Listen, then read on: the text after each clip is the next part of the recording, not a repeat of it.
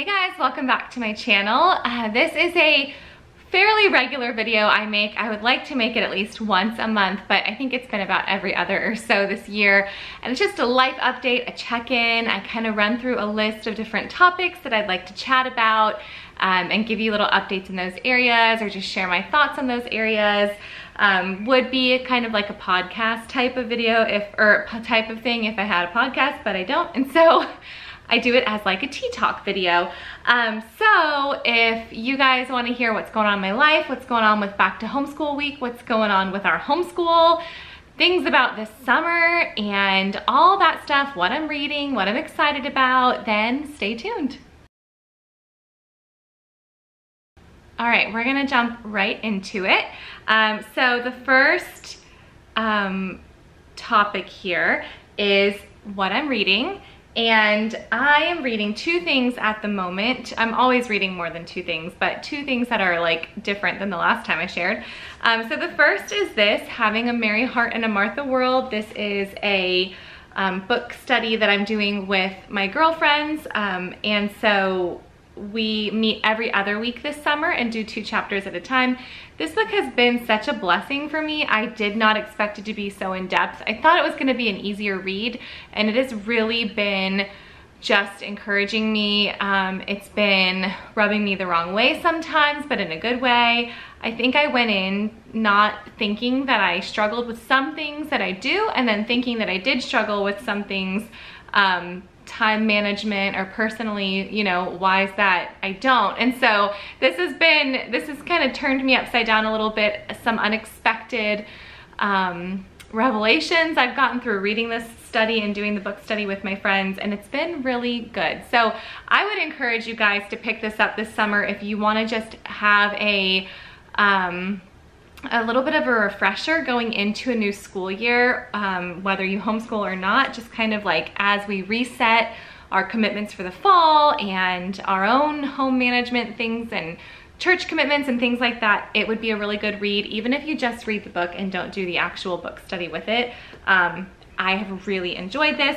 And then the other thing I'm reading, which is a reread, is How to Read the Bible for All It's Worth.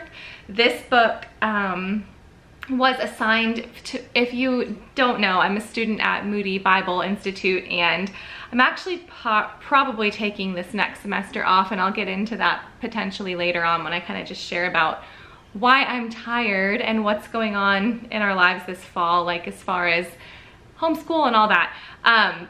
But this was a great book. I really enjoyed it. It was one of my assigned reading books in what was the class? It was Old Testament something. And so we read this book for the Old Testament chapters, and I really liked it, but I was in an accelerated class where we were doing 2 weeks worth of work at a time, and so I really didn't feel like I got to savor it. There were so many good things in here that I wanted to read, so I'm going back through it because I am going to assign this to my older kids this year, either individually or we're going to work through it together. I haven't quite figured that out yet, but I wanted to look through some things and see, kind of work my thoughts out as far as if it's going to be an independent assignment or if it's going to be something that we sit down together and do. So those are the things that I'm reading right now, and that book is a great book. I would highly recommend that one. Next, we're gonna do a little, let's do some fun finds, and then we're gonna hop into some deep thoughts here with some faith-based things and just kind of where my heart's been at lately. So if I were to pick my favorite purchase over the last couple of months, I have a lot of fun purchases because we're renovating some rooms in our house, and so I've got lots of fun things. So what I decided to do is I'm going to do a home decor haul and just kind of share. We're doing 3 new bedrooms. We built a new bedroom, so we're shifting kids around because of that. So we're going to be decorating 3 bedrooms, and I've got all the stuff for that all set aside. 1 room's almost finished, and then there's some other little things that need to be completed construction-wise before we switch 2 other rooms around. So I'm gonna do a home decor haul and just kind of like a show you what I've been working on with the kids' rooms.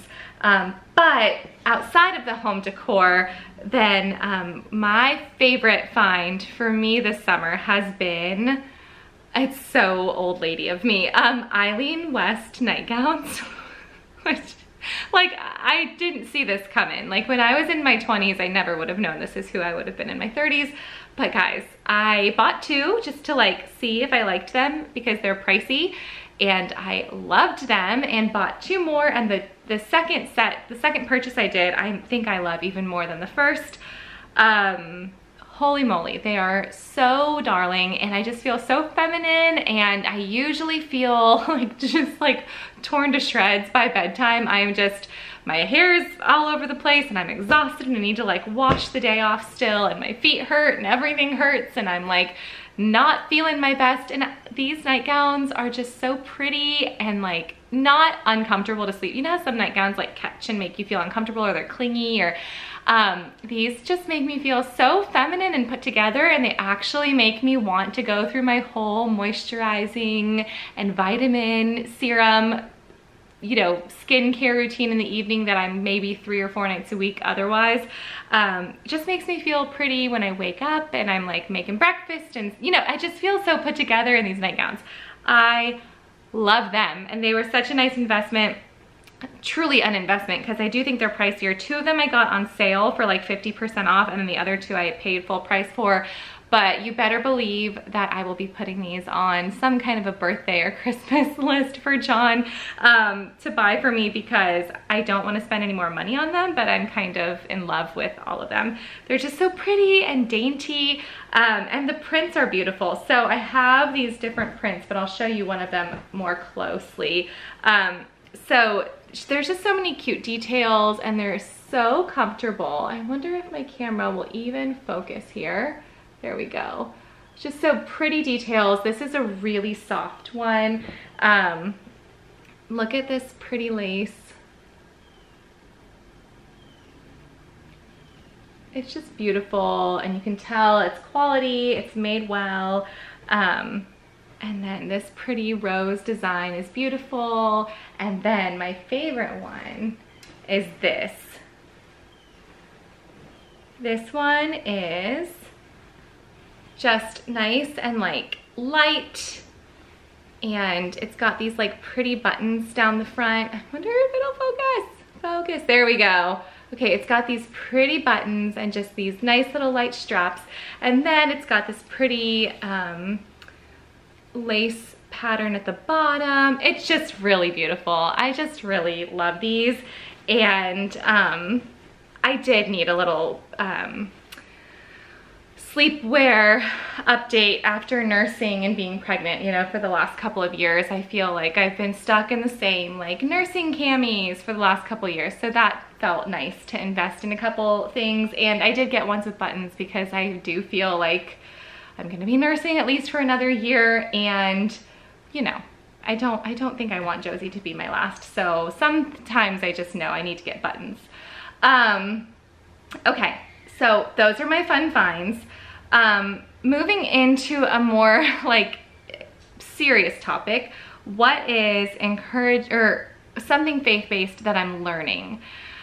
I feel like the stages of grief, for those of you who don't know, I just lost my mom very suddenly on Easter, and there were just so many responsibilities that fell on me as the only daughter. Lots of coordinating and just kind of making sure that things, especially when it's so sudden, like it just was so sudden. There wasn't a lot of prep time. There was a lot to sort through and kind of help people sort through and make sure that, you know, and it is like my natural personality too, to be very concerned for other people. And so I just felt like there was a lot that kind of made me press pause on my own grief, whether I knew it or not. And at the same time, the Lord was so close to me, and I just felt he was so near in that season, that I do feel like my grief was like suspended, because I was feeling a lot of joy in the grief. I was feeling his presence in a really tangible way. And then last month we went home to Chicago and did her service back at home. She had 9 brothers and sisters, and my grandma still lives in the house that they built. My mom was part of building that. They had a big family in the woods up in Illinois, and it was just, so we did her service there at the house, her childhood home, and a home that I also lived in when I was younger, and back in the woods, and it was just very sweet. And so I actually think that going through that, you know, kind of coordinating that and coordinating that trip with my dad and all the cousins and everyone, we road trip together. After that, I felt like that was the last formality. That was the last thing I had to do. And at that point, I started feeling more of the loss. So I've been overwhelmed, or not overwhelmed, that's not the right word. I've been more aware of just not feeling 100%. And then in that, as I'm feeling that way, I have been overwhelmed by a lot of responsibility outside of our home that I have no control over, literally no control over. The additional things that I've had to take on in recent weeks have not been something that I've, you know, just like wanted to do for fun. It's not like I'm overcommitted. There are times when I'm like, I am so tired because I committed to too much. This has been a phone calls that need assistance or that need attention, and fires that need to be put out. And I realize now, without my mom here, that in a lot of these places, that is now my responsibility in our family as a whole, in our extended family, being the one who, you know, that kind of falls on next. And so I am sure that like coming up to holidays and things, I'll feel more of that weight, but I just think we're just still so close to the grief that it's not, I don't expect it to be so like heavy for so long. I think it's just a mixture of me feeling sad and also not really having a chance to address that because there's things to do. And I've noticed myself more frequently like picking up my phone to call her than I did even when she first passed, because like I said, all of the services are over, all the planning is done, things are back to normal now, and that's now how I notice that things are different. In that light, like I was saying, there's been lots of additional responsibilities that have nothing to do with that, have nothing to do with, you know, trying to be here for my dad or, you know, for my brother and his family or anything like that. These are just additional things that like all happen to hit at the same time. And John is very tired with things and I'm very tired with things. And so we're both just really worn down. And so I felt like for the very first time in my Christian walk that I have just been really, truly weary, like so weary. And I neglected my scripture reading time more often than I usually do. Like, you know, I would say, oh, a day or two here or there, it happens, right? The baby's up all night, people need breakfast, you miss your time. But I have been almost like, I don't know what the word is. I almost want to say like defiant, like, no, I'm not doing it. But I've just lacked that joy in that time. And it's caused me to distance myself from things that I know are good from me. It's a funny thing that you do, right? When you're processing emotion, is you just kind of process things poorly sometimes. And I got to a point where I had recognized, like, I feel like it's been so long since I have, since I've obediently opened my Bible and wanted to sit and hear from the Lord. I kind of felt like a strain in my own desire there. There are the words, that's what I was trying to get to. And then I was listening to Praise Baby for Josephine. And one of the songs was All in All. And that song, one of the lines is, well, it's, let's see, when I'm down, you pick, when I'm weak, you fill my cup. When I'm down, you pick me up. You're my all in all. Seeking you as a precious jewel, Lord, to give up, I'd be a fool. You are my all in all. And I was standing in my pantry, because that's where our Alexa is, in our pantry, with the baby, singing the song, and I sang those words, and I was like, it just felt so crystal clear to me that, like, I don't want to give up. I'm giving up. The way I'm acting is giving up. And it sounds dramatic, yes, but it's not. Like, truly, I was feeling anger, and it was causing me to purposely try to like put a margin there between myself and the Lord, because I think I know the answers. I know that he's the only one who can be my strength when I'm feeling this weak.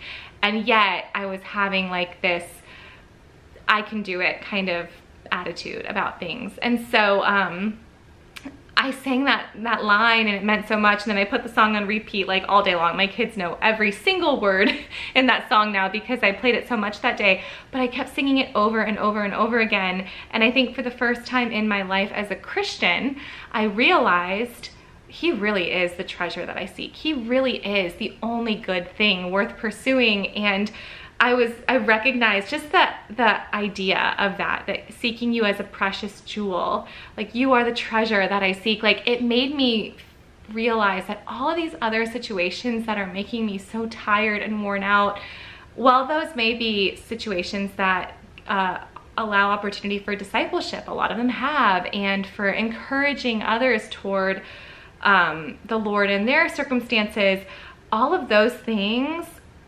seem like muted compared to the jewel that like is the Lord, the precious jewel of God. And I just, all of a sudden, that mental picture was like, this is all, you know, this is all just these earthly scenarios that are physically wearing me down and causing stress in the schedules, and all these things look like dust compared to the treasure that is Christ. And so it just was a quick and really great perspective shift. It made me realize I was being a fool, and I just feel like it just aligned everything so quickly. And it reminded me of the quote from Spurgeon that says, "I have learned to kiss the wave which throws me upon the rock of ages." And that is how I feel right now. I feel like there's a lot of outside circumstances that are throwing me again, that giving me opportunity to drown or to be thrown against the rock of ages. And so if that's what it takes, then I've learned to kiss those waves. And I just today was listening to the song by Phil Wickham, "The Jesus Way." Oh, such a good song that I also feel like really pertains to how I've been feeling lately. And yeah, I choose the Jesus way. He is that precious jewel.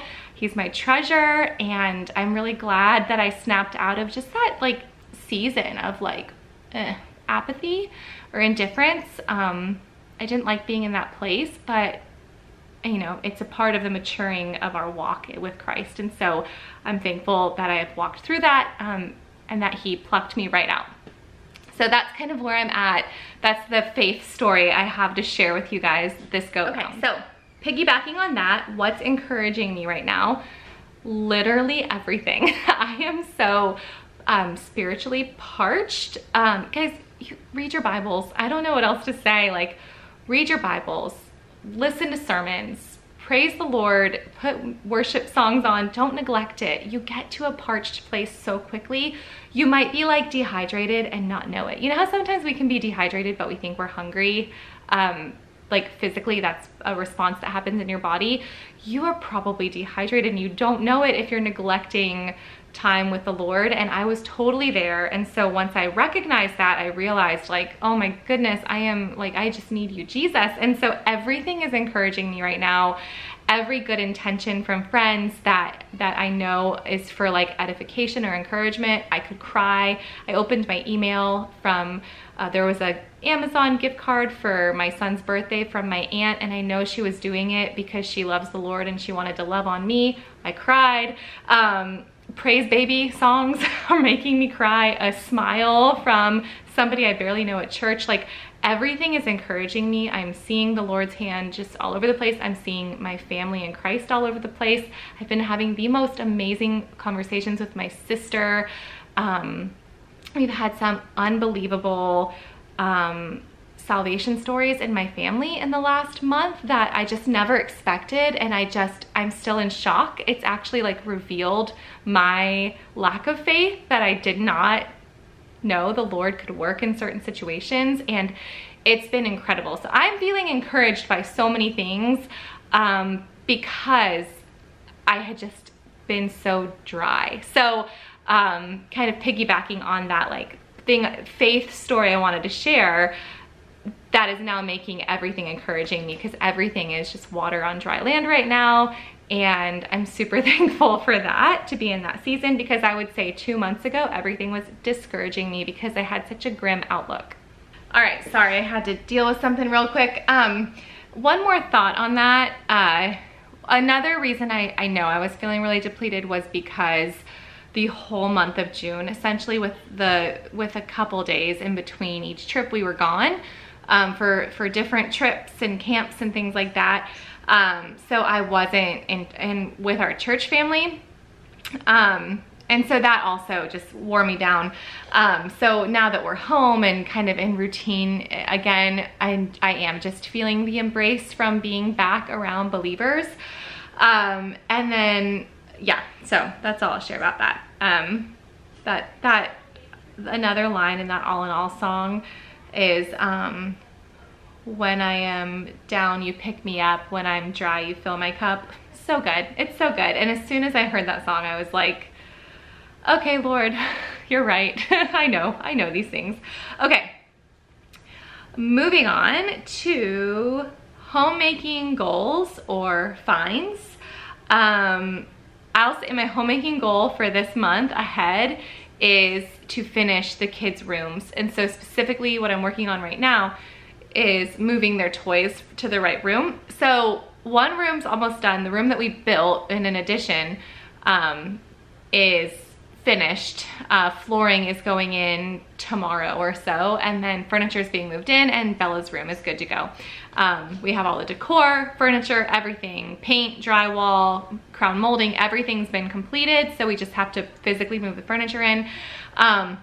The other 2 bedrooms, we're swapping things around, and those rooms have like little nicks that John wants to fix, and he wants to prime and paint one of the ceilings. So there's like little things before we actually move their new furniture in that he wants to deal with. But something I can deal with is moving the closet. So I already moved the clothing to the right new rooms.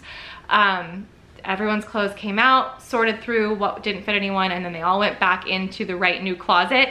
Now it's toys, because we need to also kind of go through the toys, who's keeping what, who's not, and then put those in the right places as well, and minimize those down to where each person only uses their closet for their toys.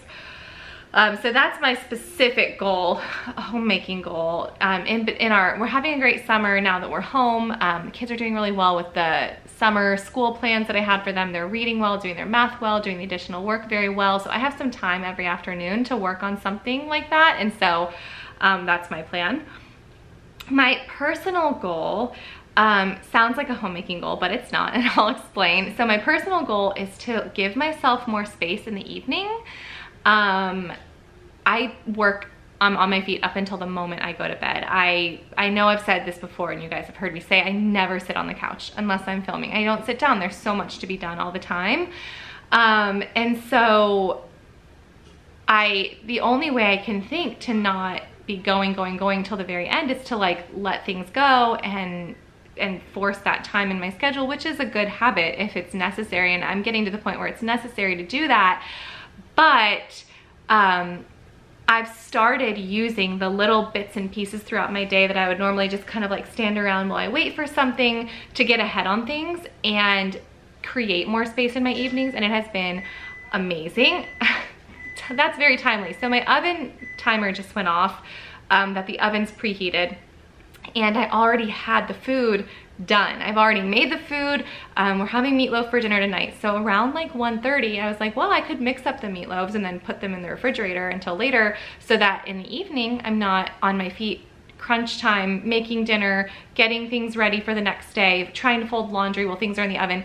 So I mixed up the meatloaves, scrubbed and prepped the potatoes earlier in the day, and now I'm like, this feels like I'm ordering out. We're just gonna stick dinner in the oven. So just trying to use time like that.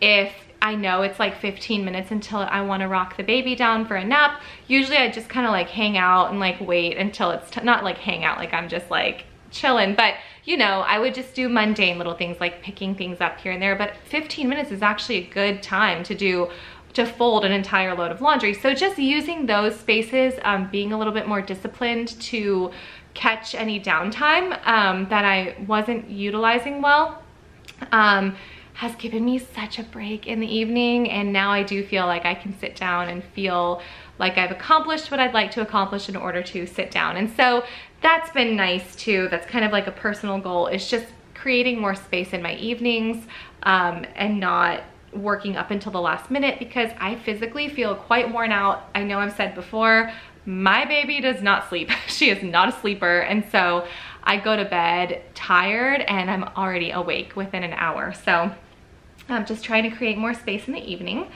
What is new and what I'm excited about? I am very excited. I am speaking, when this video goes up, it will be next week. So I'm speaking next week at an online retreat called Mothers as Theologians, and I'm doing a session on the theology of homemaking, just kind of using the idea of things you're doing at home and how that all relates to your spiritual walk with the Lord. So it's called Dishes, Diapers, and Devotion, the Theology of Homemaking. I just finished my notes for the session that I'm doing. There's some other really great speakers. We've got Leah from Loving Leading Littles doing a topic on grief. And then we have Mindy from Redefining School, and she has 3 boys and she is a great mama bear. And I'm excited about her session because it sounded like the oomph I need to have. And then of course, Kristen from Delightfully Feasting has the opening and closing sessions. We have some coffee talk time where we get to interact with you guys, and I'm really excited to be a part of that. So I will link that down below if you're interested. And then also with Made to Homeschool, I know I shared about that last time as well. We are getting ready to launch Made to Homeschool. I've really enjoyed that platform. That's an online homeschooling platform, and there's videos and articles every day. So I contribute every month to an article, and I've done a workshop and I'm getting ready to do another. So last month I did a workshop on incorporating faith into your homeschool, and I really enjoyed that. I'm kind of like flipping to a different type of topic. Instead of a faith-based topic, I'm talking about preparing for middle school. I'm going to be doing that coming up here soon. So I just feel like this is a season that I've been kind of waiting on for a while, with being an online creator, not really knowing what my lane was going to be, just waiting for something in the future. And I kind of feel like I'm getting to that point now where I sense some direction, and I'm loving getting to share in workshops and speak at, you know, this online retreat, and writing articles for various sources and magazines and things that just bring me so much joy and feel like a natural extension of what I'm doing here. So I'm really excited about that. And I'm also getting ready to head off to another homeschooling retreat that really fills my cup every year. And this year John's coming with me. So, and I'll share more about that when it's past tense. Homeschool highlights. So, we are not ready to start school. I'm not ready to start school. That's why I haven't done a back to school week, because I'm not back to school yet.